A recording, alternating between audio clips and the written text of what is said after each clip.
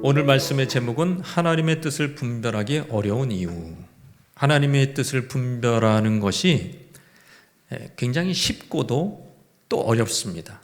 제가 쉽다고 표현하는 이유는 십계명을 생각해 보세요. 가이드라인이 명확합니다. 순종과 불순종의 경계가 명확합니다. 살인하지 말라, 간음하지 말라. 그거를 무슨 핑계를 대겠어요. 그거는 정확한 행위가 있는 것이잖아요.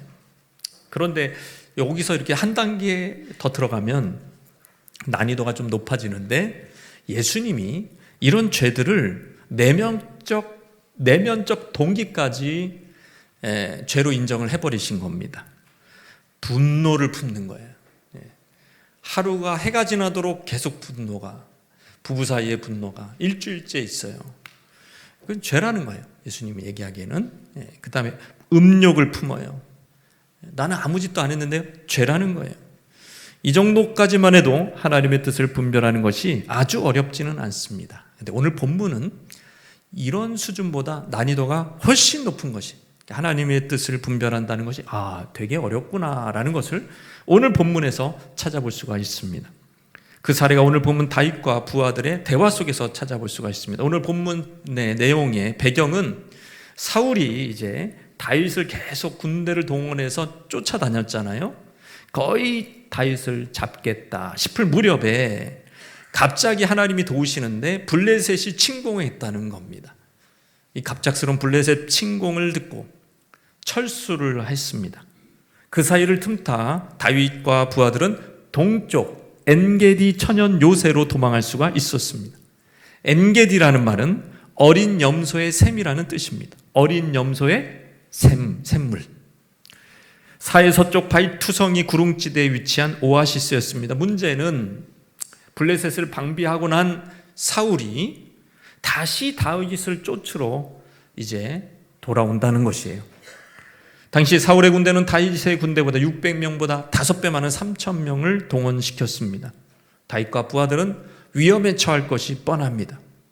그런데 이런 상황에서 전혀 예기치 못한 돌발 상황이 발생하는데, 여기서 다윗과 부하들의 하나님의 뜻 분별하는 그 방법이 갈려요. 부하들의 생각과 다윗의 생각이 갈립니다. 그렇다면 사랑하는 성도 여러분, 하나님의 뜻을 분별하기 어려운 이유는 무엇일까요? 하나님의 뜻을 어려운 이유는 뭘까요? 따라하시겠습니다. 그럴듯한 상황이 주어지기 때문에, 아주 그럴듯한 상황이 주어지기 때문에 하나님의 뜻 분별하는 것이 쉽지 않다는 것입니다.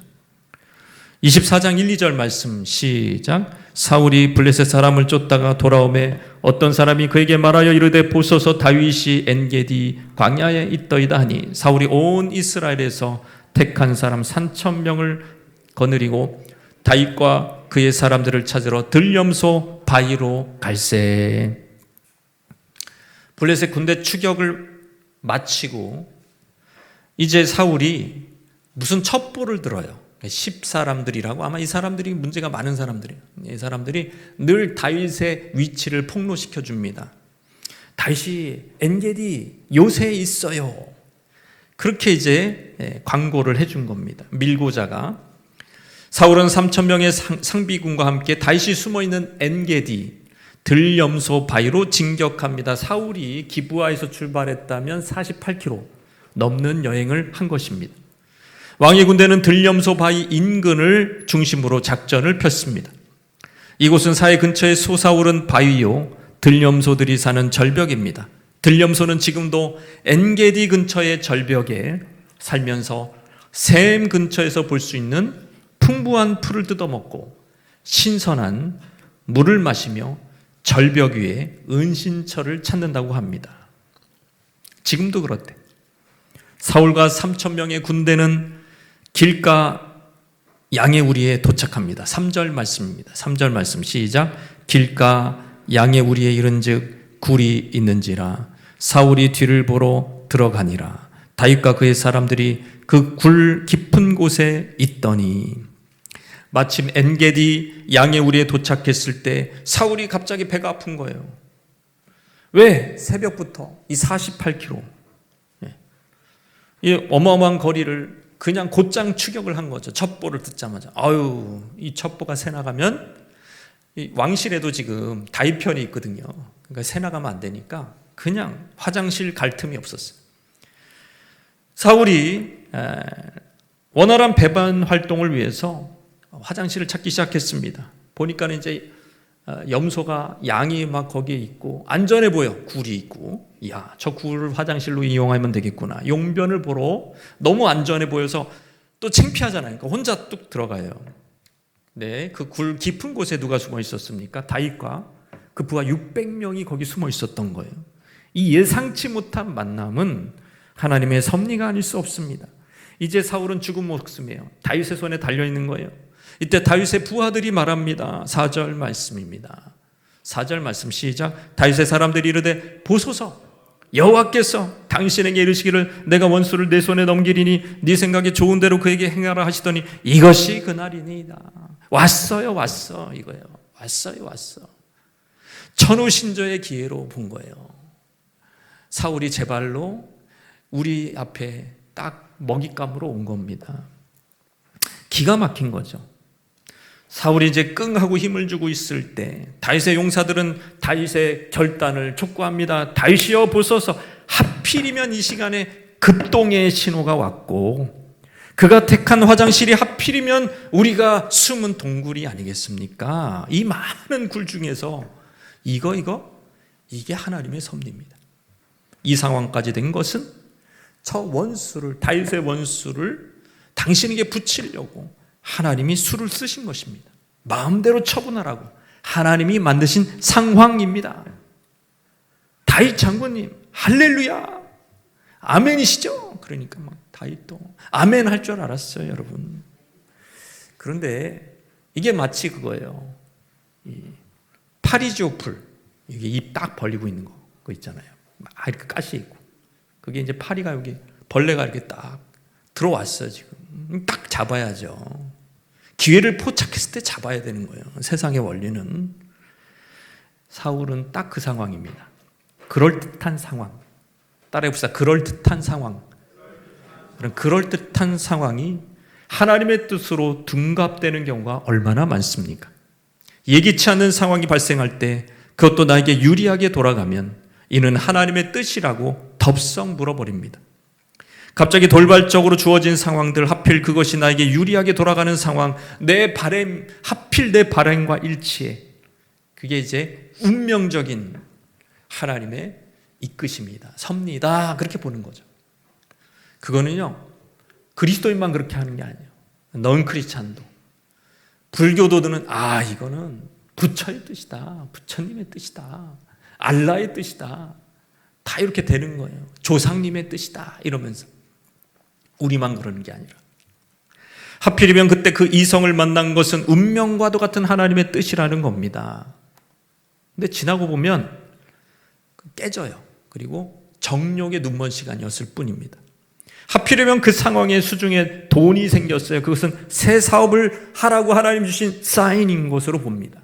근데 뚜껑을 열어보니까 파리만 날려, 계속 파리만 쫓고 있다가 이제 손해를 크게 보고 나서야 뭔가 잘못되었음을 인지하게 됩니다. 하필이면 그 이상한 교수 때문에 학교를 그만둬, 하필이면 그 나쁜 직장 상사 때문에, 그 상황 때문에 회사를 때려쳐요. 그 인간 만난 거는 하나님이 그 직장을 그만두라는 사인이라는 거예요. 뭐 이런 식으로 우리가, 저는요 그런 얘기를 수도 없이 많이 들었어요.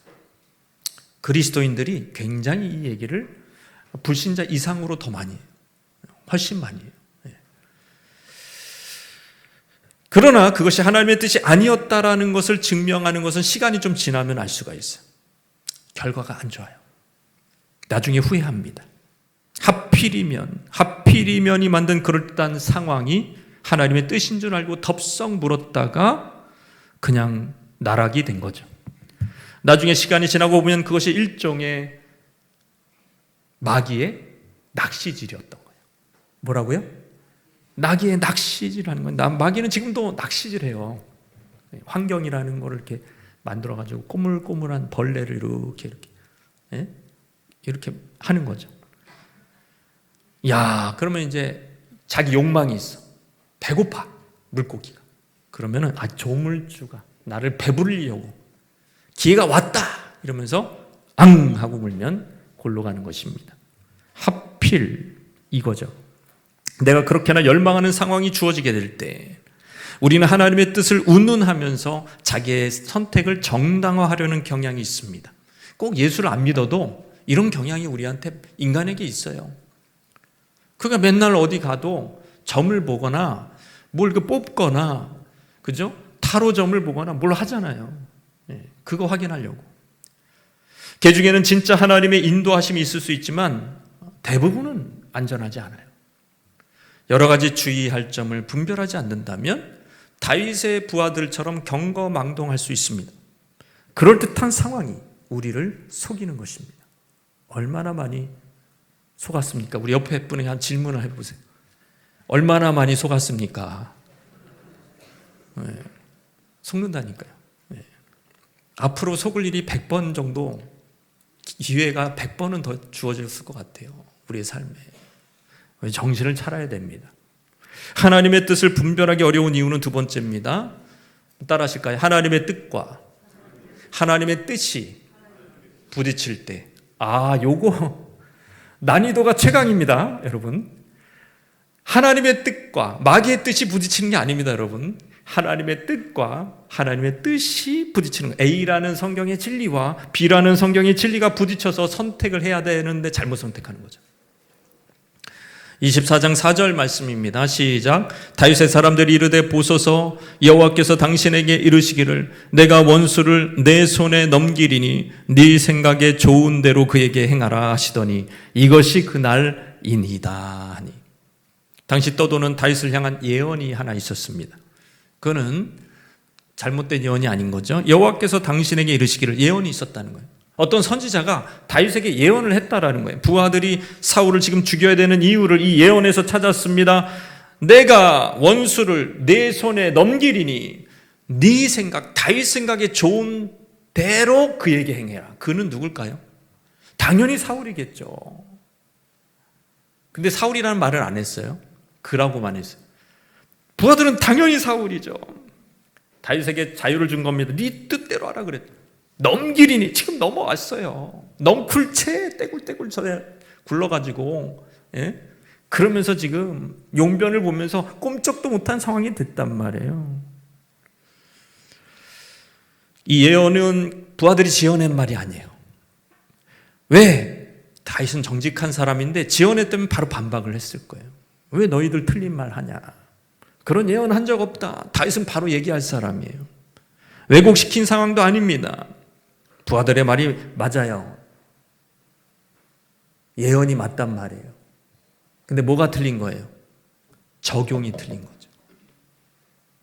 적용이 틀린 거예요. 신적 섭리까지도 인정할 수 있어요. 근데 죽이라? 그런 말이 어디 있냔 말이에요. 죽이라는 메시지가 있습니까? 아까 그 말에, 예언에. 거기까지는 그럴 뜻은 하지만 아닐 수 있다는 거예요. 부하의 말대로 다윗을 향한 하나님의 예언과 지금 상황, 지금 굴러온 그런 횡재, 사울이라는 그 횡재 일치합니다. 당시에는요, 예언이 성경만큼, 성경이 그 당시에 기록된 성경이 제대로 모세오경밖에 더 있었겠습니까? 지금처럼 정경으로 확정된 시대가 아니잖아요. 계속 선지자들의 말이 성경이 되는 시대예요. 이해가 되십니까? 엘리야의 말이 성경이 되는 시대라고. 엘리사, 엘리야의 말이. 그러니까 예언자의 말은 얼마나 큰 비중, 위력, 능력을 갖던 시기입니까? 다윗도 잠깐 고민이 됐을 거예요. 지금이 여호와의 약속, 그 예언을 성취할 때입니다. 약간 다윗이 생각을 하다가 다윗의 생각은 좀 달랐어요. 다윗도 이 사울이 지금 우리가 있는 이 굴까지, 군대가 숨은 곳까지 제 발로 굴러온 거 하나님의 섭리라고 인정을 했어요. 그러나 죽이라는 일은 전혀 별개다 이거예요. 지금도 여러분 성령의 감동으로 하나님이 꿈도 주시고 어떤 비전, 환상도 어떤 메시지도 주실 수 있다고 저는 생각해요. 분명히. 성경만큼의 권위는 갖지 못합니다. 그러나 주의 자녀를 축복하시고자, 어떤 위험을 회피시키고자 인도하신 하나님의 그런 특별한 섭리가 있을 수 있습니다. 그런데 과거의 목회자나 선배들이 왜 그것을 추구하지 말라고 했을까? 오직 성경 그 외에는 전혀 관심을 갖지 말아라 라고 왜 얘기했을까? 저는 곰곰이 그거 오랫동안 생각을 했습니다. 이제는 확신해요. 그게 지혜로운 얘기구나. 왜? 신령한 꿈을 꾸고도 대부분은 이상하게 해석을 하는 거죠. 신령한 하나님의 음성을 듣고도 자기 욕심대로 해석을 해버려. 자기 욕심과 바람 때문에, 성경에 대한 이해의 부족 때문에 배가 산으로 가게 됩니다. 그러니까 차라리 꿈과 예언을 인정 안 하는 게 훨씬 낫다는 거예요. 왜냐하면 대부분은 거의 90% 이상의 분들은 그거를 해석하거나 그 자기의 욕심과 그걸 섞지 않고 그것을 하나님의 메시지를 그대로 받는 것이 굉장히 어렵습니다. 그러니까 혼미한 거예요. 그러니까 꿈이나 어떤 예언이나 이런 걸 쫓아가는 사람이 처음에는 신령해 보이는데 가면 갈수록 이상해져요. 뭐가 섞여요? 자기 욕심이 섞이는 거예요. 그래서 안 되는 거예요. 그게 아예 없는 건 아닙니다. 위험한 거죠. 저도 못 갖는 거예요. 지금 상황이 그래요. 예언이 있잖아요. 근데 뭐 하라는 거예요? 죽이라는 거지 지금. 무엇보다 하나님의 뜻을 분별하는데 가장 어려운 순간은 진리와 진리가 지금 이처럼 함께 주어질 때입니다. 여러분, 예수님 시험할 때, 마귀가 시험할 때, 예수님 총각이잖아요. 미인계를 썼습니까? 광야에서 호련히 미인이 나타났어요. 그래서 예수님 홀렸습니까? 여러분, 그런 유치한 방법을 안 써요. 여러분, 사탄이 얼마나 고단수인데요. IQ가 300이 넘어요. 1000도 넘을걸. 어떻게 했어요? 여러분, 말씀으로 예수님을 유혹했어요. 뭐라고요? 말씀으로 유혹했어요. 시편 말씀을 인용하면서 번지 점프하라는 거예요. 성전산에서 번지 점프하면은 지금 천사들이 쿠션이 돼서 몸으로 받아낸다. 시편에 써있다. 발에 부딪히지 않대. 요게 이 말씀이래요. 여러분, 말씀 좋아하시잖아요. 모든 최종적인 권위는 말씀으로 해야 되잖아요. 그러면은 이거에 시험 들어요? 안 시험 들어요? 시험 들죠. 아니, 이것도 말씀이고 저것도 말씀이, 이왕이면은 내가 좀 쉽고 좀 재밌고 좀 더 유익한 길로 가죠. 요걸 선택하잖아요. 여러분, 다 넘어가는 거예요. 여기서 예수님 한 분만 안 넘어갔습니다. 그래서 우리의 구원자가 될 수 있는 거예요. 저와 여러분 모든 사람 다 넘어가는 거예요. 말씀의 분별력이 없어서. 여러분, 이단들이 뭐 가지고 접근합니까? 신천지 하나님의 교회, 또 뭐가 있어? 구원파, 또 여호와 증인, 몰몬교, 다 뭐 가지고 해요? 처음에 막 몰몬경 막 이렇게 들이대요? 여러분 만나보셨어요? 아니에요. 몰몬경은 나중에 꺼내요. 먼저 성경 먼저 얘기합니다. 성경을 다 착착착 읽어. 창세기부터 요한계시록까지 착착착착 읽어. 그래서 짝이 맞죠. 거짓 교회를 다니신 거예요. 형제님, 자매님, 거짓 목사, 사꾼 목사한테 설교를 들으신 거예요. 이게 진리잖아요. 이렇게 하면서 혹 가는 거예요. 그냥 혹 가는 거라니까. 그렇게. 그러니까 이제 타겟이 제일 잘 넘어간 사람이 누구예요? 안수 집사님 아들, 권사님 아들, 목사님 아들, 이런 사람들이 고른 딸 제일 잘 넘어가요. 성경으로 얘기하니까. 여러분, 북이스라엘 태동기에 초대 왕부터 삐그러졌어요. 베델에서 우상 숭배, 황금 우상을 가지고 여호와다, 하나님이다, 예배하다, 이런 짓을 했어요. 이게 여로보암입니다. 그놈한테 가서 경고해라. 그러다 다 멸망한다고. 그래서 하나님의 사람, 거기 성경에는 하나님의 사람으로 나옵니다. 이름이 없어요. 자기 종, 하나님의 종을, 하나님의 사람을 불러다가 그 일을 시키는 거예요. 가서 경고해라. 그런데 그 미션은 하나의 조건이 있다. 집에 돌아올 때까지 물도 먹지 말고 떡도 먹지 마라. 그게 조건이었어요. 가서 이제 막 굶은 상태에서 막 외치고 막 기적이 일어나고 그랬습니다. 그랬는데 돌아오는 거예요. 집으로 가야 되잖아요. 배고프잖아요. 기진하잖아요. 그래서 이제 어디서 쉬고 있었어요. 베델에 한 늙은 선지자가 이 하나님의 사람이 왔다라는 소문을 듣고 그를 찾아가서 내가 대접을 하겠다고, 우리 집에 와서 씻고 맛있는 거 먹자고 편히 했다고. 그러니까 극구 사양을 합니다. 안 된다고, 하나님이 나에게 이렇게 말씀하셨다고. 그런 얘기 뭐하러 하는지 모르겠어요. 하나님 나에게 이렇게 떡도 먹지 말고 물도 마시지 말라고 했다고 막 그렇게 하니까 베델의 선지자가 그럴 줄 알고 하나님이 간밤에 나한테 천사를 보내서 꿈에 말이죠, 먹어도 된다 이거예요. 이제는 먹고 마시고 편히 쉬어라 그랬단 말이에요. 자, 그 당시에 천사의 메시지는 뭐예요? 하나님의 뜻이었어요. 그리고 이 지금 하나님의 사람은, 이 사람도 하나님의 사람도 천사한테 받았을지도 몰라요. 대부분 그때는 메시지를 천사한테 받으니까. 예? 그잖아요. 예. 기도원도 하나님의 사자가 왔잖아요, 다.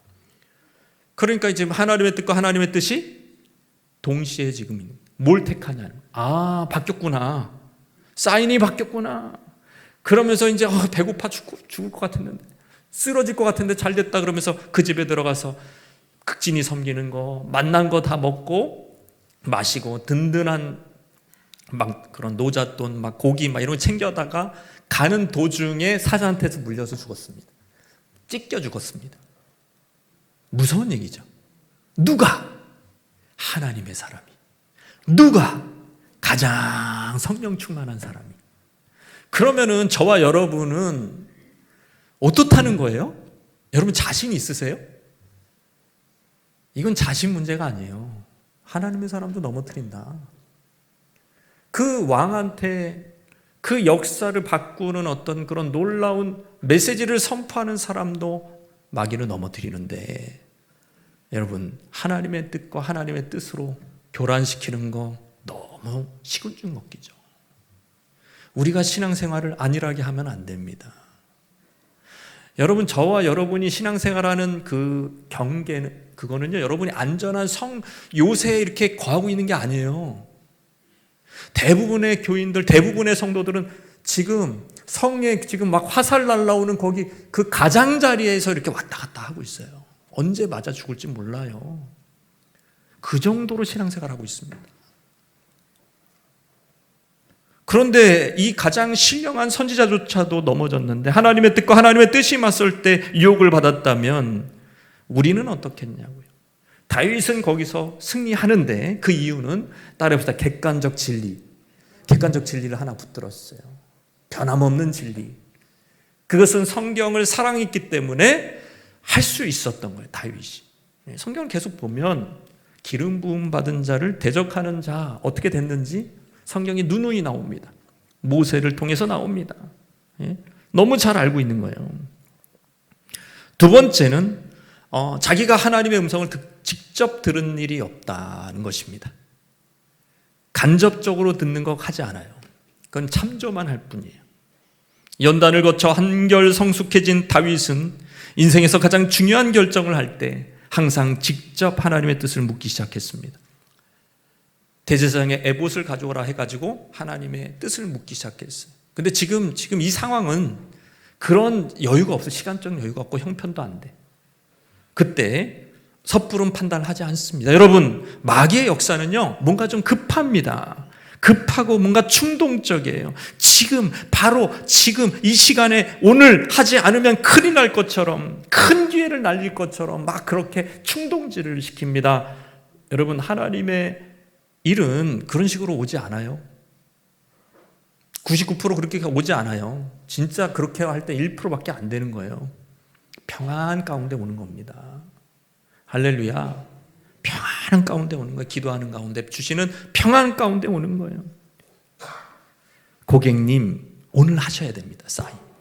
고객님, 오늘까지 특별 행사입니다. 고객님 하다가 이제 호갱이 되는 거죠. 그러면서 이렇게 얘기하는 친구가 와가지고, 야, 대박이야, 대박. 나 200% 수익이야. 지금 너한테만 얘기해 준 거야. 너한테만. 네가 내 친구잖아. 야, 거기 지금 몇 개월 후에 일어날 일을 내가 알았다니까. 그건 회사 임원들만 아는 정보야. 대박이야. 빨리 돈 넣어, 빨리 돈 넣어. 망하는 길입니다, 여러분. 하나님의 일이 그런 식으로 오지 않는다니까. 급하게, 빨리, 지금 당장 뭘 기도하면서 주어지는 평안 가운데 오는 줄 믿으시기 바랍니다. 그리고 그렇게 중요한 일은요, 우리 가정의 생사가 달려있고, 여러분 이렇게 어떤 경제적인 것도 마찬가지고 중요하잖아요. 그런 일을 여러분 그렇게 남의 말 듣고 그렇게 하는 게 아니에요. 스스로 기도하고 눈물 흘리고 하나님께 부르짖고 거기서 사인을 얻고 거기서 평안을 얻고 그렇게 선택해야 제대로 붙잡는 거예요. 할렐루야. 그런 훈련이 안 돼 있는 거예요, 성도들이. 하나님께 나아가는 훈련이 안 되는, 스스로 지금 기도하면서 하나님의 메시지를 받을 수 있는 훈련이 안 되는 거예요. 그러니까 맨날 남의 말 듣는 거예요. 가다가 그냥 타로점에 가서 그걸 또 하나님의 뜻이라고 붙들고 있는 거예요. 남의 이야기 듣는 거예요, 계속. 그 상황을 이렇게 들여다보면서 관찰하고 있는 거예요. 안 풀려요, 여러분. 그러면 하나님을 의지하는 삶이 아니잖아요. 중요한 일이냐면 여러분 직접 다윗처럼 하나님께 응답 받으시기 바랍니다.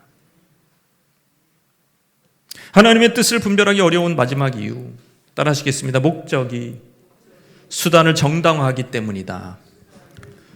목적이 수단을 정당화해요. 목적이 뭡니까? 목적 선한 거예요. 너는 왕이 될 상이로다. 그 정도가 아닙니다. 다윗은 기름까지 부었어요. 왕이에요, 실제로. 하나님이 왕으로 인정해 주셨어요. 장차 이스라엘에 반드시 왕이 되어야 됩니다. 목적이라는 그 가치는 너무 귀한 거예요. 큰 거예요. 중요한 거예요. 그러니까 수단은 아무렇게나 해도 되냐? 이런 문제죠. 목적이 너무 귀하니까 수단은 슬쩍 불법적으로 할 수 있는 유혹이 생길 수 있다는 얘기입니다. 다윗은 부하의 말을 듣는 대신에 4절 5절 말씀입니다. 시작. 다윗이 일어나서 사울의 겉옷자락을 가만히 베니라. 그리한 후에 사울이 옷자락 뱀으로 말미암아 다윗의 마음이 찔려. 이게 왜 가능했을까요?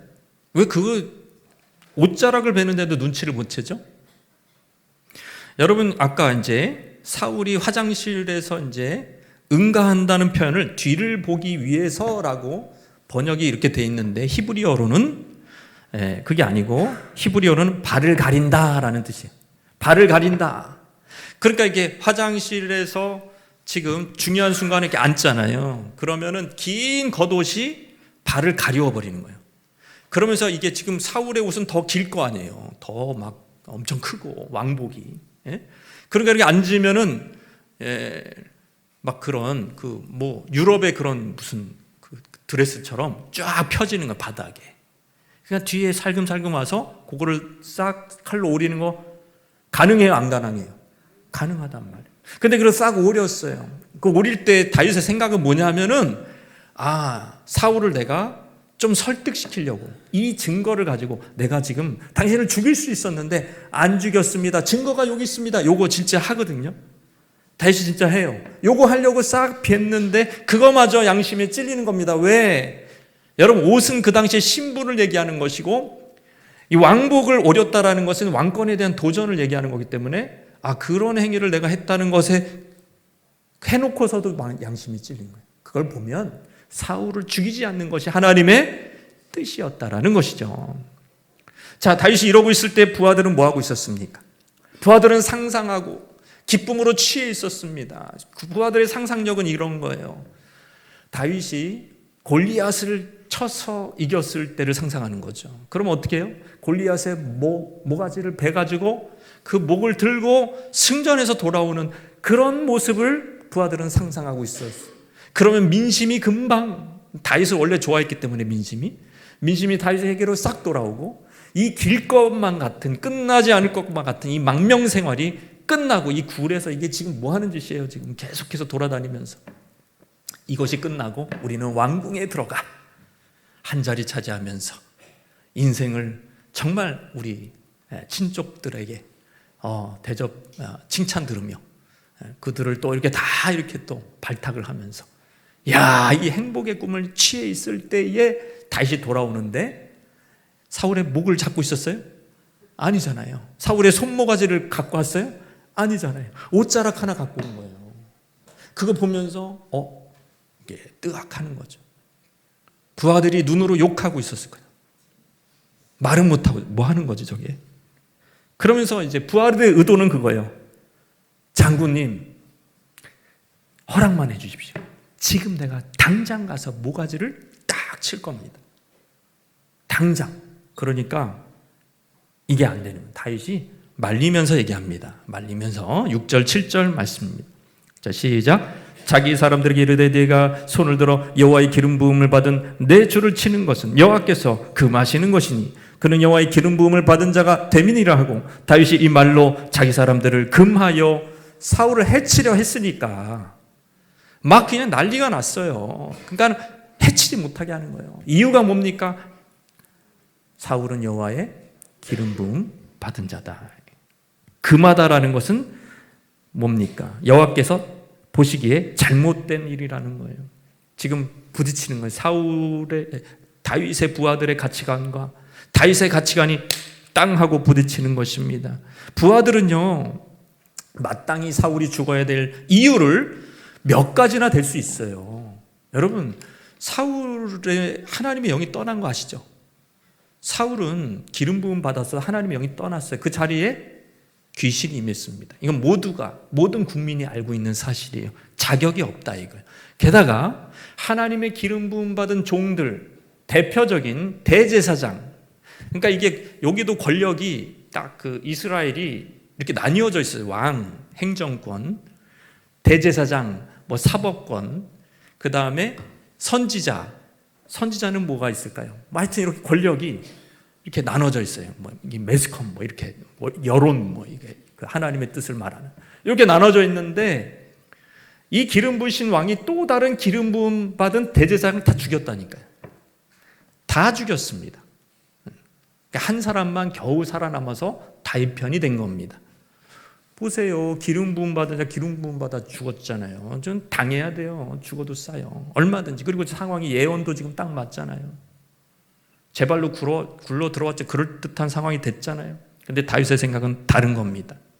기름 부음 받았으면 그 기름 부음 받은, 기름 부어 주신 분이 하나님이시면 하나님의 허락, 하나님이 그 사람을 치실 것이다. 만약에 정말 잘못됐으면 우리가 하나님을 대신할 수 없다. 그 사람이 잘하든 잘못하든 그건 하나님의 책임이고 하나님의 몫이고 하나님이 알아서 하셔야 된다. 그 사울의 연약함이나 사울의 잘못 때문에 이 기름 부으심이 취소되지 못한다는 것입니다. 그것이 권위라는 것, 그것이 하나님이 세우신 권위라는 겁니다. 여러분, 모세를 대적한 미리암을 보세요. 문둥병에 걸렸어요. 당을 저어 모세를 대적한 고라를 보세요. 땅이 갈라져 그 집을 삼켜버렸습니다. 그러니까 하나님이 치시지 않냐. 다윗은 성경에 능통했기 때문에 내가 치면 안 된다. 우리가 손을 들어서 치면 안 된다. 하나님이 치신다. 진짜 잘못됐으면 나는 기다리겠다. 이거. 그때까지.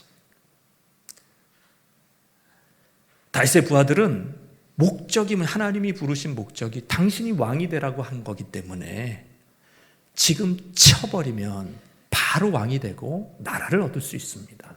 지금 치세요. 다윗은 뭡니까? 하나님이 치실 거니까. 내가 손을 들어 치는 것은 범죄요. 그를 세운 하나님에 대한 권위에 대한 도전이기 때문에 내가 쳐서는 안 되고 하나님이 치실 때까지 기다리겠다. 인내하겠다. 나는 반드시 내가 왕으로 설 것을 믿지만 하나님의 방법대로 하겠다.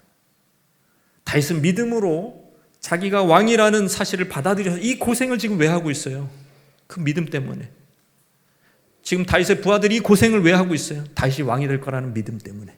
믿음으로 시작했으면 따라합시다. 과정도 믿음이어야 된다. 이게 다윗의 방법입니다. 다윗의 방법, 과정도 믿음으로 해야 된다는 거예요. 과정을 여러분 시험에서 성적이 잘 나오는 하나님의 뜻이야. 그러니까 어떻게 하면 컨닝해야 되겠죠? 뭐 그런 겁니다. 그런 거예요. 이 회사를 키우는 게 하나님의 뜻으로 막 선지자의 음성을 받았어요. 회사를 키우는 게 하나님의 뜻이다. 그래가지고 막 회계 부정을 일으키고, 그래서 막 키워 막 분식 회계하고, 떡볶이 회계인지 잘 모르겠어요. 그 분식이 어떤 분식인지 잘 모르겠지만 분식 회계하고 막 그렇게 해가지고 막 회사를 키워. 그게 하나님의 방법이냐? 하나님의 뜻입니까? 목적이 성경적일지라도 방법도 성경적이어야 한다. 예수님의 목적은 뭐였을까요? 하늘과 땅의 권세를 얻는 것이 예수님의 궁극적인 목적이었습니다. 그래야 우리를 죄사함의 권세도 자기 권세로 죄사함을 해주시고 하나님의 권세로 우리를 자녀 삼아주시고 그 권세가 목적이었단 말이에요. 마귀도 알았어요. 그래서 그 세 가지 예수님에 대한 시험이 뭐에 집중되어 있어요? 고난받지 말고 믿음의 길 가지 말고 쉽게 그 권세를 얻으라는 거예요. 그 마지막에 그 속내를 보여주잖아요. 이 권세 아담한테 내가 넘겨받은 거야. 에덴에서 나 잘했지. 아담이 참 멍청했어. 내가 다 넘겨받았어. 이 땅의 권세가 다 내 거라니까 나한테 절해봐. 절 좀 해봐. 절. 눈 딱 감고 절하면 내가 준다니까 이 권세를. 네가 원하는 거잖아 이거. 라고 했습니다. 라고 했다고요 진짜로. 절했어요?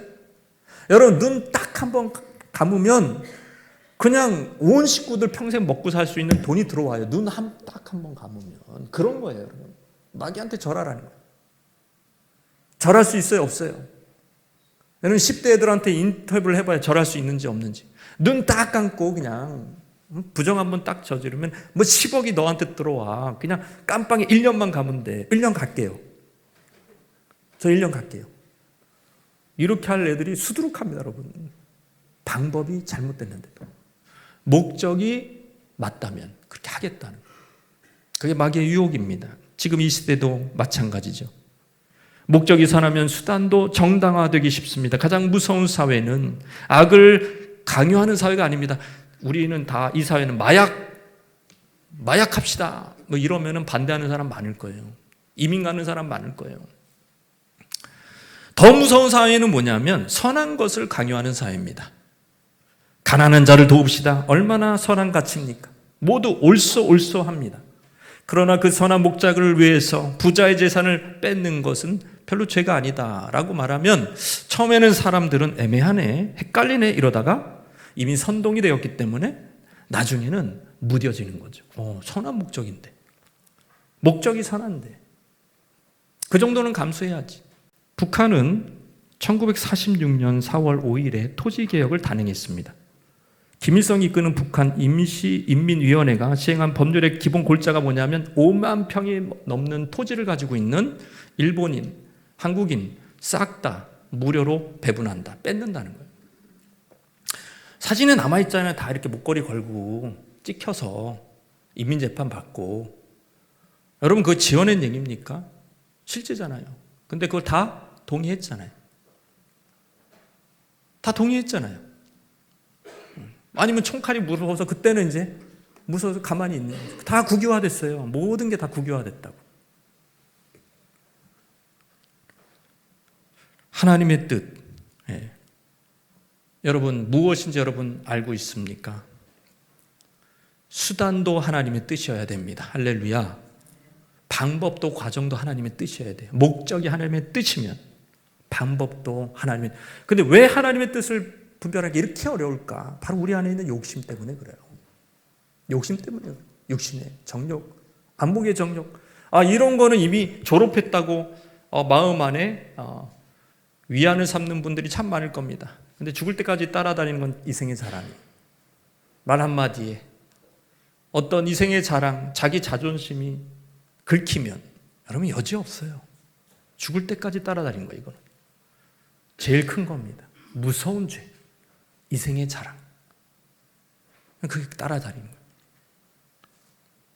거기에 합해, 상황이 합해 할렐루야 하면서 덥석 물어버립니다. 그런 유혹 앞에 우리는 선한 목적을 위해서라면 어쩔 수 없지 물어버립니다. 호시탐탐 하나님의 뜻이라는 탈을 쓰고 누군가 이게 하나님의 뜻이다 그러면 원래 받았던 하나님의 뜻을 저버리고 갈아타는 거예요. 하나님의 뜻은 그거예요. 매일 겸손히 하나님과 동행하는 것인 줄 믿습니다. 여러분 목적만 중요한 게 아니에요. 매일매일 지금 하루하루 하나님의 임재로 하나님의 능력으로 하나님의 지혜로 충만하게 사셔야 돼요. 그거를 저버리고 내가 하나님과 동행하지 않고 맨 마귀의 생각이 왔다 갔다 하고 죄의 생각이 왔다 갔다 하고 죄를 지을지 말지 맨날 경계선에서 이게 언제 지금 사자한테 물릴지 모르는 그런 인생을 살면서 어떻게 하나님의 목적을 이룰 수 있냔 말이에요. 하루하루 영적 전쟁에서 하루하루 승리하는 거예요.